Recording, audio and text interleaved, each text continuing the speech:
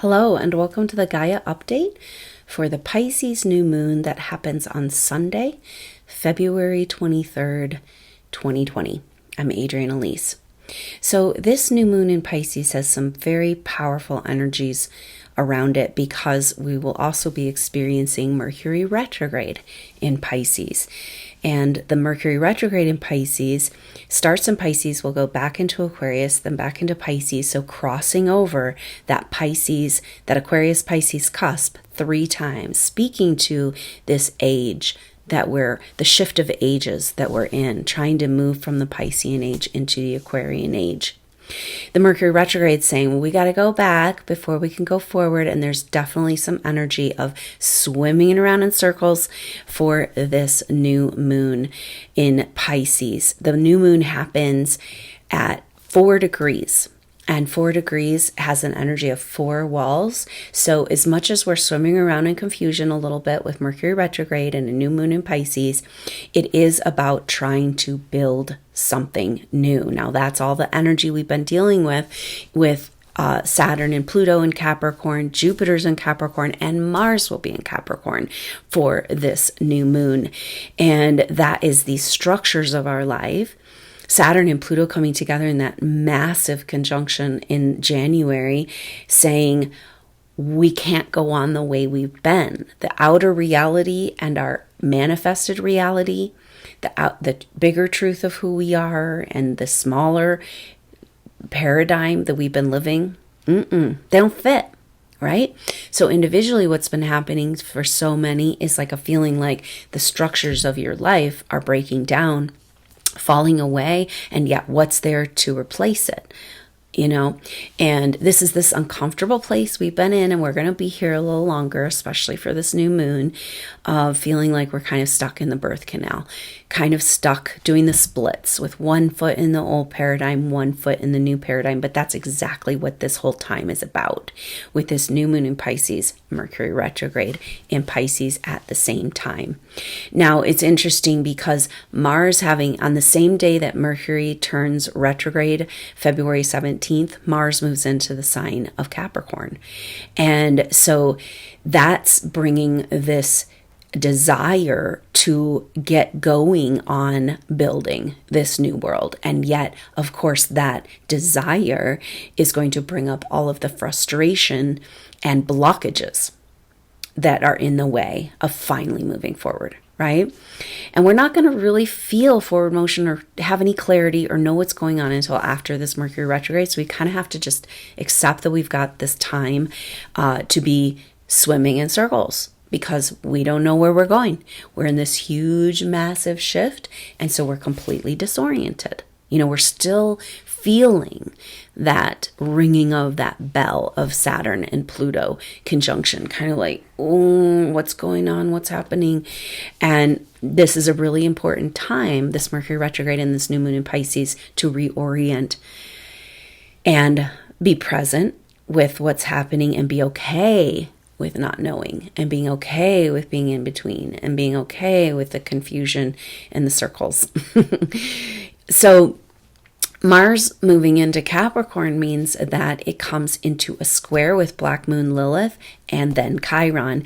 And that's the Black Moon Lilith leading right up to the full moon, this new moon in Pisces. And then Mars will be in square to Chiron exactly for this new moon. And then Mars is also coming up on the south node of the moon. And so the south node of the moon in Capricorn, as well as Jupiter, Saturn, Pluto, and Mars, is speaking to what's holding us back from the past.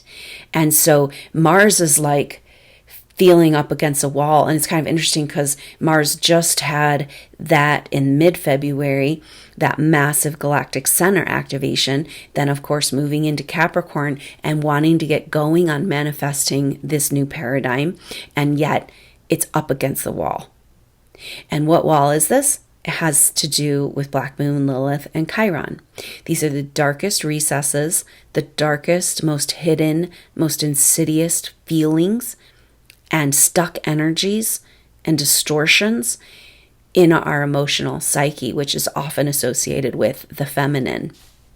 inside of all of us. Mars is our masculine, and we're trying to get this figured out, but there is a lot of kind of impatience energy with Mars in these squares. Like, you guys, clean up your act so we can get going here, right?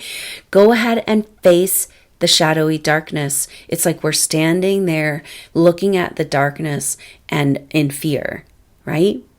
And yet we cannot get to the other side of where we're going unless we can move through that darkness. And that's what Mars is speaking to. So kind of impatience around all that's holding us back. And yet the Pisces fish need to just kind of swim around this a while, right? When you circle around, maybe then we can go into those shadows, into those corners, and clean out the nitty gritty of our psyche that we can't take with us into this new paradigm.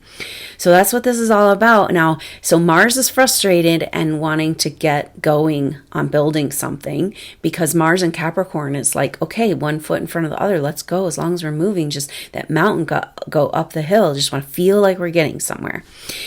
Feel like we're building something. And yet Mercury retrograde and Pisces new moon, we're just still kind of going in circles. Now, Mercury will be, though, in a trine to the North Node. So Mars in a conjunction to the South Node and opposite the North Node, but Mercury in a trine to the North Node. That happens 3 times during this retrograde season as well. And a trine to the North Node, that's the same element, right? So Mercury in Pisces in retrograde, but trining harmoniously with Cancer, which is a water sign. And it's saying, hey, we can do this. Let's work together. Let's figure this out. And it has to do with the nurturing we need to receive the healing and the openness to receiving in general. So a lot of what's keeping us from being able to face the darkness is exactly that darkness, the fear of the fear, and the fear of that incredibly dark, isolated place within all of us, the illusion of separation. That's what Black Moon Lilith is. Black Moon Lilith is like the dark side of the moon that we can't access. And of course, deep, dark secrets in our world and deep, dark secrets in our psyche. And when we clean out those places within us, we are supporting the collective shift back into the light. But it's not easy and it's not fun. But this Mercury trine the North Node says, receive the nurturing. We don't have any choice. The only way forward is to receive the nurturing. There's only a couple more months of the North Node in Cancer. So we're kind of up against a wall. That feeling of Mars up against a wall has to do with this. Like, are we going to continue to suppress the darkest emotions because we cannot step over and step into the new energies that are trying to meet us in this new paradigm energies? They can't support us while we're carrying that shadowy stuff, And it's interesting that this all got really stirred up for everybody during that Scorpio retrograde, the Mercury retrograde in Scorpio that happened October, November. We haven't even quite recovered from that. And yet here we are in a Pisces retrograde and going deep into the victimization. Now, Chiron is kind of resonant with the Pisces energy as far as that octave of feeling victimized by this reality. And yet Chiron in Aries says we got to stand up out of these old stories. Because Aries is the first sign of the zodiac, Pisces the last sign. And so it's about completing and the death process so we can move into the new. But it's really hard to let go of those structures, even if it is grief and pain.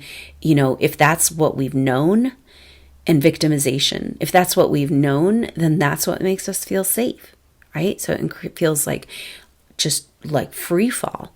When we let go of these old things, and yet that's our only choice to move forward. But there is this harmonious energy of Mercury in trine to that North Node, saying we can receive the healing. We can allow. There is a great mother out there, energy that can help us move through this.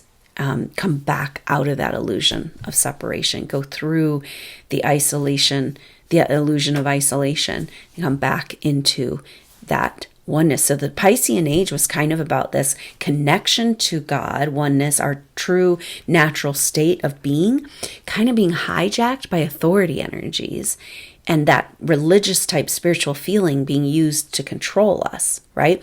That's where we kind of come into this Capricorn activation, because that's about taking our power back from the authoritarian energies, taking our power back, humanity being like, we're sovereign now.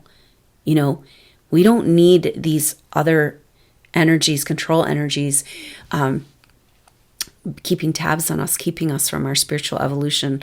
It's time to go. And all of this is saying that, and yet we're completely stuck again with these energies. But it's really important to just see that bigger picture and know that it's temporary.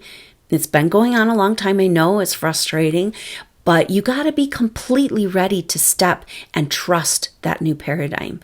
And so this stagnation, going in circles, going back to go forward is absolutely what we need to reorient and be able to allow ourselves to trust the new grid, the new structure, which is totally different and invisible and higher vibrational and unknown and mysterious and scary in its own right.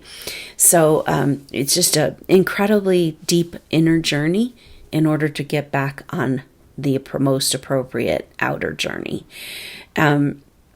This moon, this sun and the moon together for this new moon in Pisces will be in an exact one sign over from Black Moon Lilith and Chiron, and 2 signs over and a sextile with Uranus in Taurus. So very powerful energies of the lining up of these planets and the sun and the moon, saying that this completion of the Piscean Age, our new start into the new, has to do with the completion of the Piscean Age, which has everything to do with what Black Moon Lilith is bringing to the surface with Chiron, the deep psychic healing that's available with Chiron and Black Moon Lilith there in Aries. And then they're in relationship exactly to Uranus and Taurus. And so that's in relationship sextile to the sun and the moon, that yes, this is how we move forward. This is how we jimmy the lock into the new age, into the new vibration. And maybe that's why it's so frustrating and so painful for these souls that follow this work, because you are here to lead humanity into this, and yet we feel so stuck and so confused and so blocked in it, you know? And yet that Mars energy being like, come on, let's do it finally, right? But this is absolutely necessary to make those adjustments, to move into, to infuse this earth with these new energies, that Uranus and Taurus in sextile to the sun and the moon in Pisces is saying that this is exactly what we need to do to, you know, like, we've got to be in free fall and let that old structure fall away for a minute. We got to not know, be totally confused and go in circles, whatever, go back to go forward. And then in order to let ourselves be held by the new paradigm energies. And it all has to do with the ones in between, the sextile, Black Moon Lilith and Chiron, and the deep psychic wounds that are keeping us. I mean, this is a powerful message I've been seeing again and again shown to me and in the world on multiple levels. But what is holding our evolution back, our personal and our collective evolution, is stuck energy, stuck grief, stuck darkness. And we live in a society of suppression, right? Just stuff it away, distract, you know. And we can't do it anymore, right? It's that elephant in the room that's getting way too big under the rug. You can barely walk in there anymore. And so it has to be addressed. And luckily we have Black Moon Lilith Chiron just going into those deepest, darkest, most uncomfortable places and bringing them into the light, which is not fun in itself. And yet that is the new paradigm. That is the ground coming up to meet us in a whole new way. So hang in there. I hope you have a wonderful new moon in Pisces. Perhaps you'll consider joining the new moon activation, a live activation for this Pisces new moon. And activation is, we're going to talk through the energies and then get the messages that we need, and then go into a guided meditation for healing, clearing, more messages to come through, just to be present 100% with these energies so we can make the most of these powerful times, the stars, the planets speaking to us in trying to support us in this shift. Harmoniously support us in the shift, although Mars is a little frustrated. So that new moon activation is going to be exactly 12 hours before the actual new moon. The new moon happens early in the morning in the US on Sunday, February 23rd. And so exactly 12 hours before that, on Saturday night, the 22nd, is at 8 p.m. Mountain Time, so 12 hours before. If you can't make the live, just know that it's scheduled at a time. It can't work in every time zone, of course, but it's scheduled at a time to try to capture the energies in the best way, and that you can join as soon as you can. Go watch the replay, and the energies will still be live for you there. So I hope you'll consider joining that live activation, or catch the replay that's still live, and I look forward to seeing you there or on the next update. Until then, I'm Adrienne Elise. Namaste.